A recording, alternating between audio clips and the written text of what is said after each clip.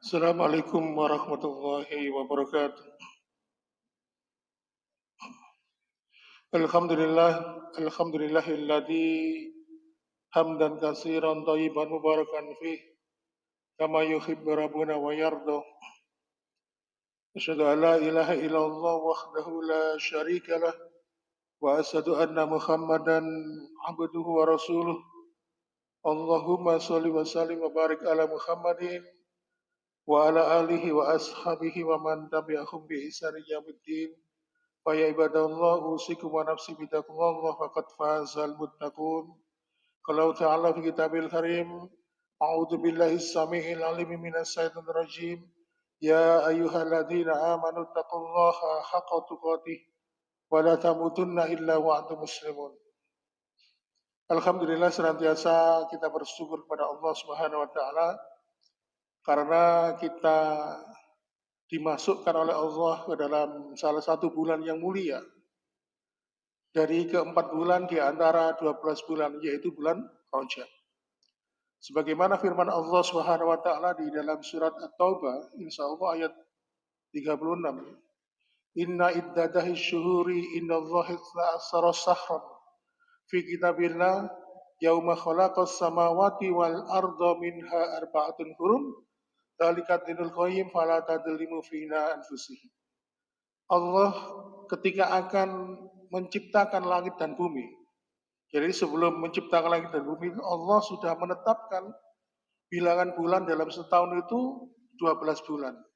Minha arba'atun hurum, di antara 12 bulan itu Allah tetapkan 4 bulannya adalah 4 bulan yang haram. Bulan yang mulia. Haram di sini artinya yang dimuliakan, seperti Masjidil Haram, tanah haram, ya. Bukan yang dilarang, ya. Haram itu artinya dimuliakan. Minha arba'atun hurum. Zalika dinul qayyim fala tadlimu fina anfusihim. Lalu Allah mengatakan fala tadlimu fina anfusihim, jangan engkau berbuat zalim di antara 4 bulan itu. Salah seorang sahabat yang dikenal dan pernah didoakan oleh Rasulullah, ahli dalam menafsirkan Al-Quran, yaitu Imam Ibnu Abbas, memberikan penafsiran bahwa barang siapa yang beribadah di dalam 4 bulan itu, 4 bulan haram itu Dzulqa'dah, Dzulhijjah, Muharram dan Rajab, maka pahalanya akan dilipat gandakan oleh Allah Subhanahu wa taala. Sebaliknya, kalau berbuat dosa atau berbuat kemaksiatan di keempat bulan itu, maka dosanya, sanksi dari perbuatan dosa itu akan dilipat gandakan oleh Allah Subhanahu wa taala. Makanya kenapa kalau kita melakukan ibadah haji atau umroh, ya, ketika kita ini berada di areal tanah haram, Masjidil Haram, itu ada larangan-larangan tertentu. Misalnya tidak boleh membunuh binatang, ya. Kalau nggak sengaja, misalnya ada nyamuk langsung nggak sengaja ceplok gitu, ya, maka kita harus membayar dam berupa denda.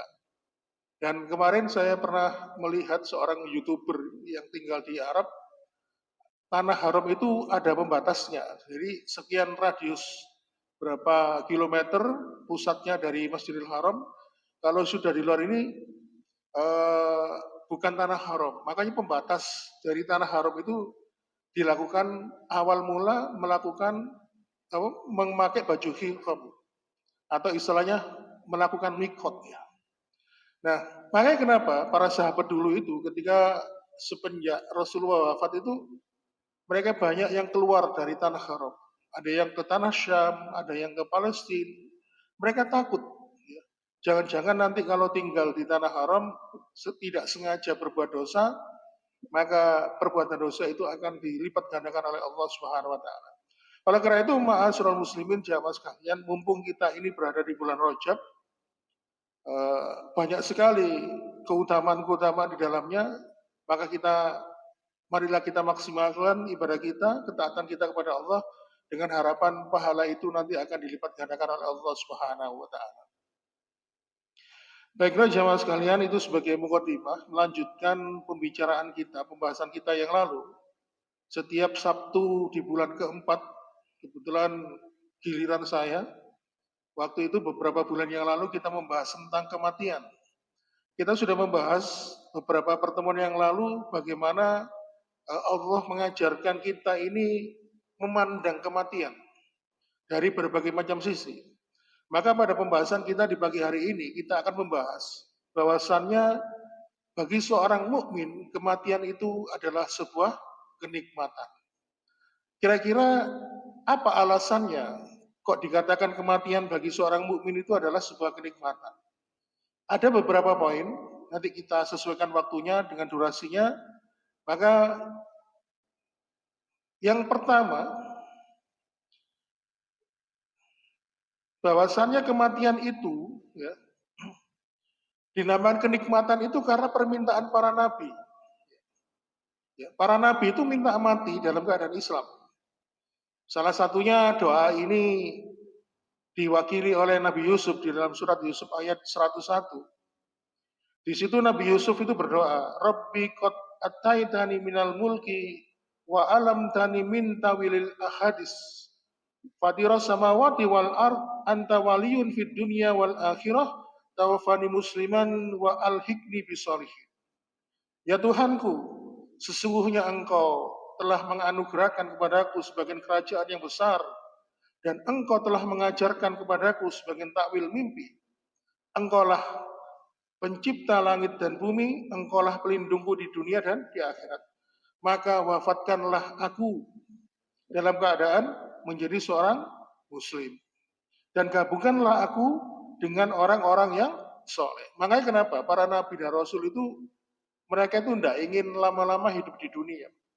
Termasuk Nabi Sulaiman yang diberikan oleh Allah berbagai macam kenikmatan dunia, tetap tidak ingin berlama-lama hidup di dunia. Karena apa?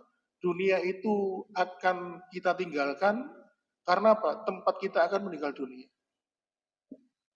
Dan sesungguhnya tempat kembali itu adalah akhirat. Makanya kematian bagi seorang mukmin itu adalah sebuah kenikmatan. Karena apa?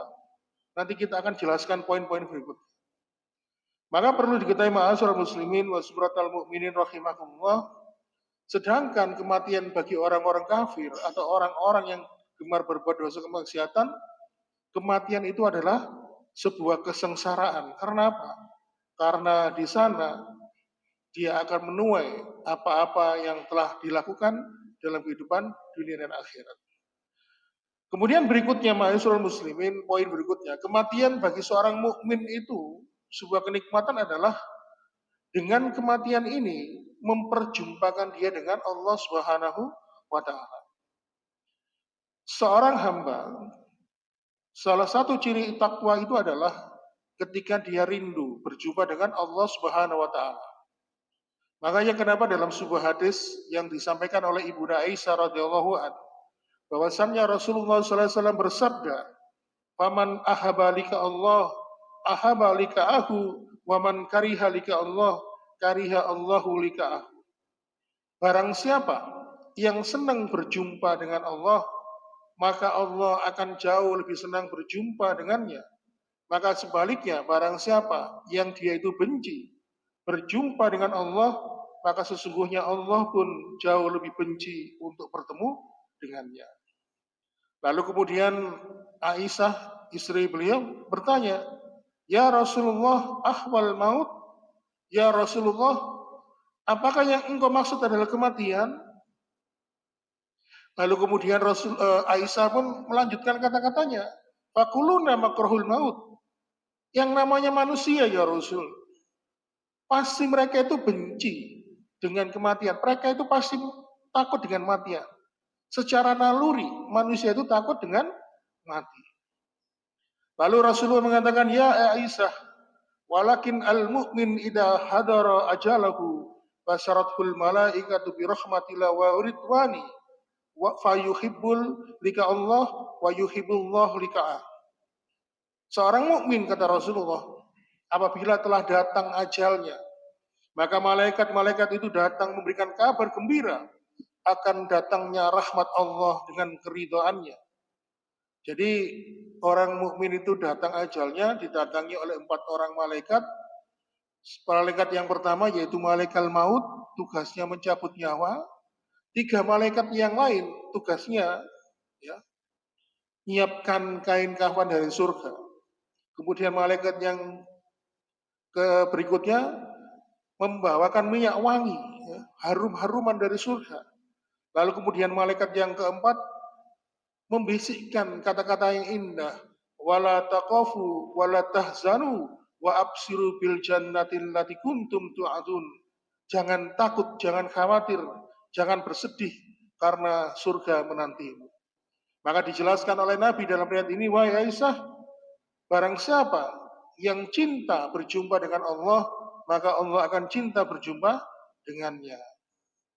Ma'asyiral muslimin wa zumratal mu'minin rahimakumullah. Makanya kalau kita ini mendengar ada pengumuman kematian, kata-katanya kan banyak versi ya. Telah kembali ke rahmatullah, ya. Telah kembali ke rahmatnya Allah. Atau mungkin ada kata-kata telah mendahului saudara kita. Artinya apa? Kata-kata mendahului kalau jenengan belajar bahasa Indonesia itu artinya kita kita yang belakangan ini pasti akan gilirannya. Sedangkan dia mendahului gilirannya Pak, kembali menghadap kepada Allah Subhanahu wa taala. Kemudian berikutnya, poin yang ketiga, kenapa kematian itu adalah sebuah kenikmatan bagi seorang mukmin? Karena dengan kematian itu seseorang itu akan panen, ya, akan memetik hasilnya, ya, selama dia investasi dalam kehidupan dunia. Kalau dia itu beribadah kepada Allah, maka dia akan panen pahala. Sebaliknya, kalau dia diberikan ujian, diberikan musibah, lalu dia bersabar, maka dia juga memanen pahala atas kesabarannya. Makanya para ulama mengatakan, ad-dunya mazra'atul lil akhirah. Dunia itu tempatnya cocok tanam. Kelak hasilnya apa? Dipanen di akhirat. Jadi kalau kita ini menanam di dunia, maka akan kita tuai hasilnya dalam kehidupan akhirat. Ma'asyiral muslimin, makanya kalau kita ingin nanti kita tahu bagaimana hasil perbuatan kita selama dalam hidup dunia itu, ya lihat aja nanti setelah mati. Nah, orang-orang yang sudah mati, yang dulu dalam kehidupan dunia punya riwayat yang tidak baik, maksudnya dia tidak taat kepada Allah, ya. Setelah mati baru tahu panen perbuatannya. Makanya kenapa di dalam surat Al-Munafikun di ayat 10, ya, orang-orang kafir, orang-orang yang tidak pernah taat kepada Allah, ketika dia dimatikan, dia ingin kembali dihidupkan ke dunia. Sebagaimana firman Allah, Rabbi laula akhartani ila ajalin qarib fa asaddaqa wa akum minas sholihin. Ya Tuhanku, oh sekiranya Engkau hidupkan aku sehingga aku kembali, hidupkan aku di dunia sehingga aku akan bersedekah dan aku menjadi orang-orang yang soleh. Tapi tentunya sudah ketetapan bagi Allah, orang yang sudah mati tidak akan pernah hidup kembali. Dan penyesalan itu hanyalah tinggal penyesalan. Makanya saya itu pernah teringat ada teman saya itu di statusnya mengatakan begini, tapi memang setelah dipikir-pikir begini, dunia ini sekarang nyata, sedangkan akhirat hanyalah angan-angan. Tetapi ketika sudah mati, dunia hanyalah angan-angan, sedangkan akhirat adalah nyata. Makanya kenapa setiap manusia hidup di dunia itu pasti menyesal. Ya, kalau orang yang tidak bertakwa kepada Allah aja hanya menyesal, orang beriman juga menyesal. Kalau dia orang yang kafir menyesali kekafirannya, maka orang beriman juga menyesal. Kenapa kok dia tidak memperbanyak amal ibadahnya? Kalau tahu bahwasannya dengan melakukan ketaatan Allah memberikan balasan yang baik, tentu dia menyesal kenapa dia tidak menambah ketaatan. Sebagaimana yang sudah pernah kita sampaikan, kisah seorang bernama Sauban, ya, atau Sa'ban. Dia menyesal kepada Allah Subhanahu wa taala, kenapa ya Allah, rumahku tidak jauh dari masjid. Kalau saja rumahku jaraknya 10 km dari rumah, berjalan kaki menuju masjid, Engkau berikan balasan sebaik ini, Kenapa engkau tidak memberikan rumah yang jaraknya lebih jauh lagi? Bayangkan. Orang beriman juga menyesal. Kalau dia setiap malam bertahajud hanya istiqomah 2 rakaat, lalu ditutup witir 1 rakaat, setelah tahu ganjarannya, kenapa kok aku tidak menambah menjadi 20 rakaat setiap malam? Tapi sekarang ini menjadi angan-angan akhirat itu, karena kita hidup di dunia. Tapi ketika sudah mati, dunia menjadi angan-angan, akhirat menjadi nyata. Kemudian berikutnya, kematian itu bagi seorang mukmin itu adalah sebuah kenikmatan. Karena apa? Karena dengan kematian itu kita akan diperjumpakan kembali dengan orang-orang yang kita cintai dalam kehidupan dunia. Jadi, tapi tentunya kalau meninggal dalam keadaan kafir tidak akan dipertemukan karena hadisnya ini jelas. Jadi kalau dulu kita di dalam kehidupan dunia punya orang tua kita sudah mendahului, lalu kemudian kita mati, maka kita akan berjumpakan dengan mereka. Atau mungkin punya saudara yang lain, kakak atau mungkin anak, kita akan diperjumpakan kembali oleh mereka. Dalam sebuah riwayat, ketika Bilal bin Rabah ini sedang di ujung sakaratul mautnya, sedang nazar, istrinya Bilal bin Rabah mengatakan, wahusna, wahusna, oh kasihan sekali suamiku ini. Lalu Bilal berkata, jangan seperti itu istriku. Maka katakanlah, ya farha, ya farha, bergembiralah, bergembiralah. Lalu kemudian Bilal bin Rabah pun mengatakan, qadan nalqal akhiba Muhammadan wa hisba. Besok aku akan berjumpa dengan orang yang kucintai. Siapakah orang yang dicinta Bilal? Yaitu baginda Nabi Muhammad SAW dan pengikut-pengikutnya. Oleh karena itu, ma'asyiral muslimin, ini ada kisah yang seorang sahabatnya bernama Sauban. Sauban itu yang kita tahu yang saya ceritakan tadi. Dia itu menyesal dengan amal-amalnya, kenapa kok tidak memperbanyak.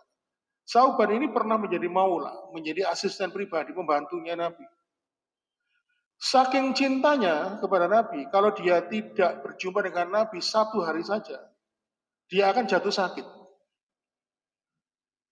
Suatu ketika, Nabi itu punya keperluan safar sampai berhari-hari, bahkan sampai 15 hari. Karena Sauban tidak berjumpa Nabi selama 15 hari, ya, dia itu akhirnya jatuh sakit. Dan ternyata sakitnya itu tambah parah. Oh bayangkan 15 hari ya ketemu sakit, apalagi sehari saja tidak ketemu sakit, apalagi sampai 15 hari. Akhirnya mendengar kabar ini, Rasulullah segera datang ke rumahnya Sauban. Sehingga akhirnya dia menghadap ke Sauban bertanya, masa nuka ya Sauban? Ada apa ya Sauban dengan keadaan dirimu ini?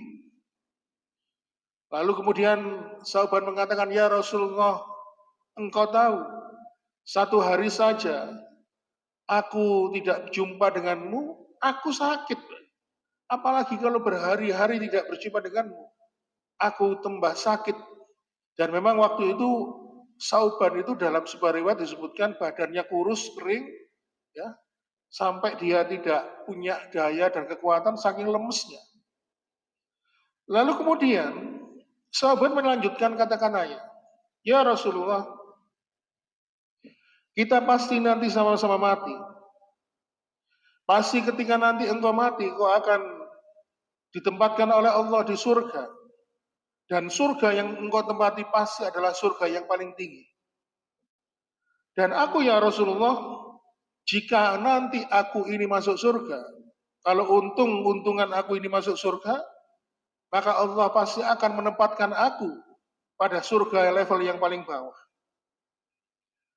Lalu bagaimana ya Rasulullah kalau nanti aku tidak bisa menatap wajah? Mendengar pertanyaan dari Sauban ini, Rasulullah pun terdiam, Pak, nggak bisa jawab. Hingga akhirnya Allah pun memberikan jawaban dengan menurunkan wahyu, yaitu surat An-Nisa ayat 69. Di situ Allah Subhanahu wa taala menjawab kerisauan pertanyaan dari sahabat. Allah Subhanahu wa taala berfirman, "Wa man yuti'illaha wa rasulah fa ulaika ma'al ladzina an'ama Allahu 'alaihim minan nabiyyina wasiddiqina wasyuhada wassolihin wa hasuna ulaika rafiqah." Maka barang siapa yang selama dalam kehidupan dunia taat kepada Allah dan Rasulnya, maka mereka akan dikumpulkan bersama-sama orang-orang yang mendapatkan nikmat dari Allah dalam kehidupan akhirat. Siapakah mereka? Yaitu para nabi, para pecinta kebenaran siddiqin, wasuhada, yaitu orang-orang yang mati syahid, wassolihin, yaitu orang-orang yang soleh. Dan ayat ini ditutup oleh Allah dengan kalimat wahasuna ulaika rafiqah, dan merekalah sebaik-baik teman. Ma'asyiral muslimin, maka kalau kita akan mati, dengan kematian itu kita akan dipertemukan oleh Allah terhadap orang-orang yang kita cintai. Kemudian berikutnya, alasan yang menjadikan kematian itu bagi seorang mukmin adalah kenikmatan adalah dengan kematian itu menjadikan seorang mukmin itu akan terbebas dari fitnah. Fitnah itu banyak yang salah dalam memahami. Kalau fitnah itu seperti apa ya, kayak dirasani atau apa enggak. Fitnah itu ujian, tapi ujian itu menguji tentang kesabaran. Jadi para nabi itu mulia karena diuji karena untuk menguji kesabarannya. Nah, fitnah itu secara umum artinya adalah ujian. Nah, ujiannya itu bisa berupa sesuatu yang apa ya, bisa sesuatu yang kejam dan sebagainya. Sampai-sampai kalau ada orang beriman itu, Rasulullah itu pernah mengatakan kalau ingin mati ya tidak apa-apa, minta mati aja kepada Allah kalau tidak sanggup menghadapi fitnah. Dalam sebuah riwayat yang lain. Tapi tentunya ada beberapa alasan-alasan tertentu yang membolehkan minta supaya diambil, dibundut oleh Allah Subhanahu wa taala. Jadi dalam sebuah hadis dari sahabat Mahmud bin Lubaid Al-Ansari radhiyallahu anhu, dia mengatakan bahwa Rasulullah SAW bersabda, ifnatani yakrahu wa ibnu Adam. Ada dua hal yang tidak disukai oleh anak Adam. Yakrahul mauta wal mautu khairul lahu. Dia tidak suka dengan kematian dan dia pun membenci kematian. Padahal kematian itu lebih baik untuknya. Khairul lahu fitnah. Lebih baik baginya dia mati daripada dia terkena oleh fitnah. Hadis ini diriwayatkan oleh Imam Ahmad. Jadi ma'asyiral muslimin, ternyata dalam kehidupan dunia ini, sebelum nanti kita memasuki fase hari kiamat, manusia itu akan mengalami 3 fitnah. Ya, ada 4 tahapan fitnah. Yang paling tinggi, yang fitnah keempat itu adalah datangnya Dajjal. Ma'asyiral muslimin, apa 3 fitnah itu? Pertama, fitnatun akhlas, fitnah tentang perpecahan. Sehingga akhirnya apa? Banyak perpecahan. Sekarang kita sudah melihat bahwa wong Islami terpecah belah. Hanya karena apa? Perbedaan yang sifatnya tidak prinsip. Wong kono nek sembahyang kok ngono, wong kene sembahyang kok ngene. Akhirnya fitnah. Sampai kadang-kadang dulu kalau saya di kampung itu, kalau ada orang nyari alamat itu, oh Pak nih kita tiangnya lah Manchester United kan. Oh nggih. Terus oh Pak nih kota nggih niku tiang Newcastle United. Sampai itu dijadikan sebagai bentuk perpecahan. Kadang-kadang sekarang ini kalau kita melihat media sosial ya, banyak sekali fitnah-fitnah karena perpecahan ini. Bahkan beberapa ustadz-ustadz yang kita kenal sampai ditahdir ya. Ada yang sampai mencela ya. Hanya karena perbedaan prinsip. Hanya karena perbedaan memahami dan tidak memahami bagaimana khilafiyah itu. Dan perbedaan ini semakin meruncing di akhir zaman ini. Makanya kenapa fitnah ini sudah kita alami. Fitnatun akhlas. Kemudian fitnah yang kedua yang kita alami saat ini adalah fitnatul syara', yaitu berupa lapangnya harta. Orang dulu dan orang sekarang, Pak, kalau nyari duit itu gampang.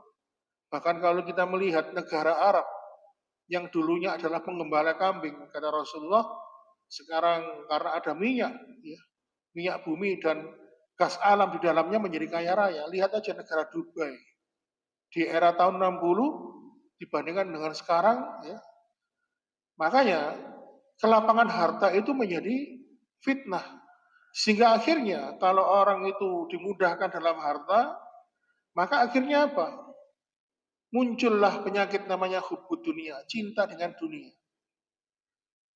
Dan lawannya hubbud dunia itu adalah bersyukur, ya, menerima apa adanya dari Allah Subhanahu wa taala. Oleh karena itu, karena ada fitnatul syara' ini, lapang harta, sehingga akhirnya apa? Muncul pemahaman materialisme. Segala sesuatu itu diukur dengan paham materialisme.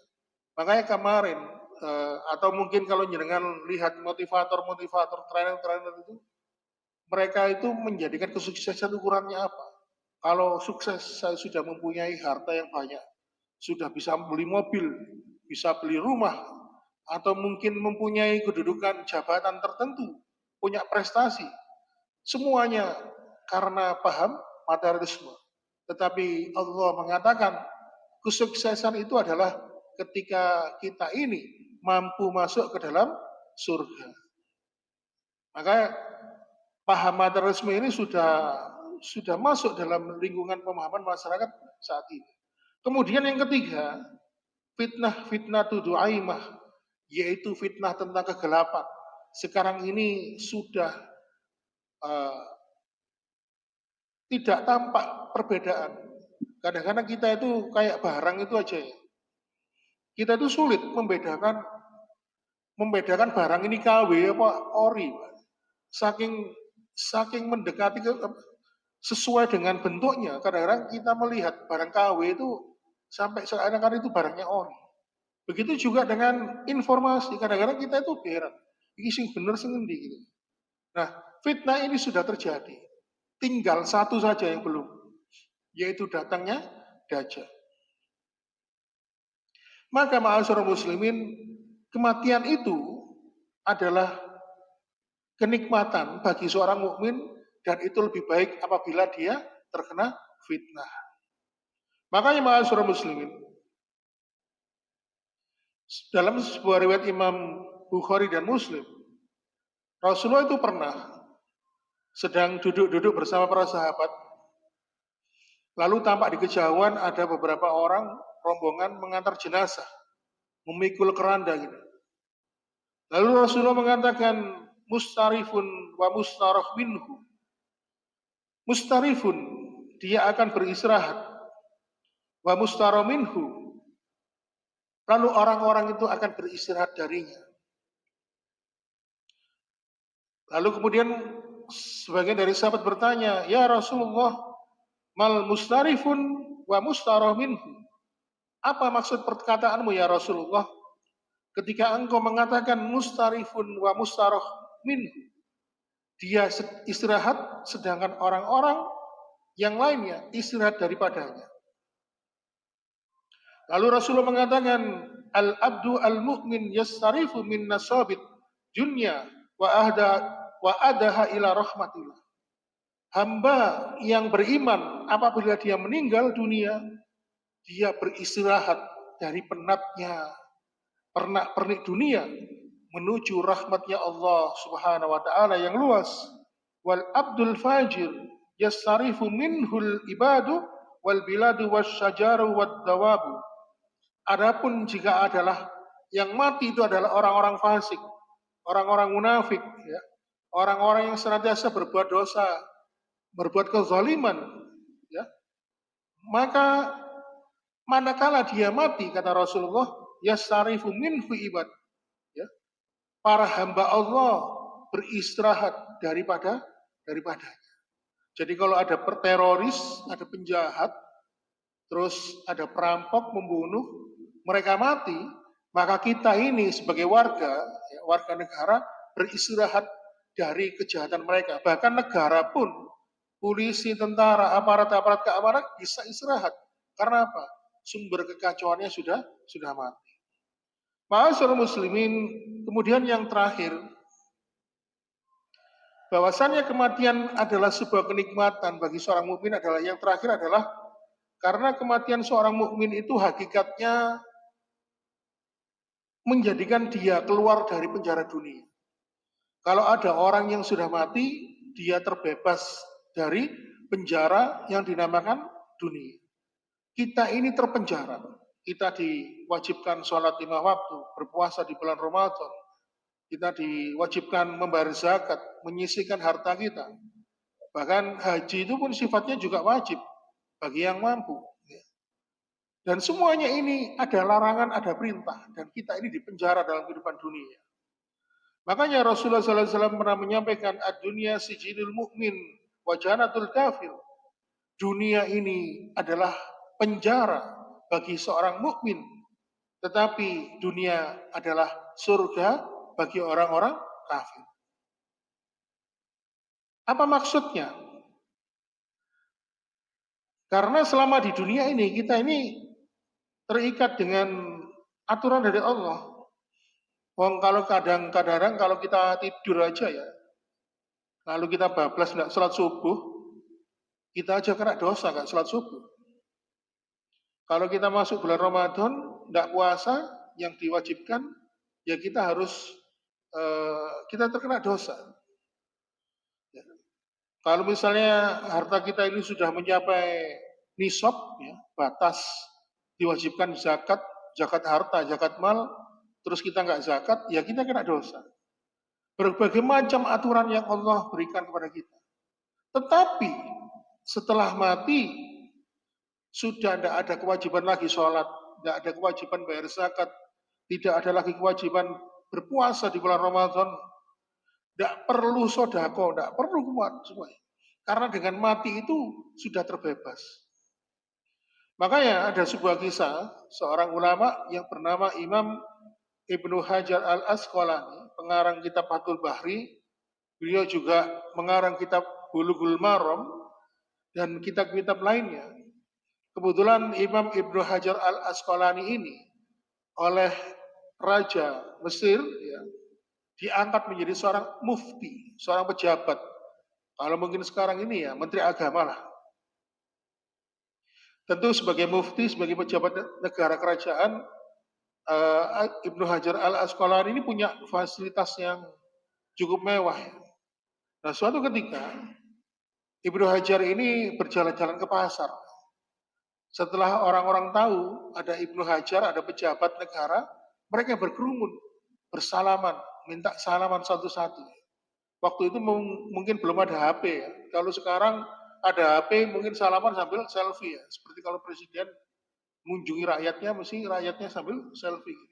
Cuma waktu itu tidak ada HP ya. Nah, ternyata di ujung pasar itu ada dua orang laki-laki.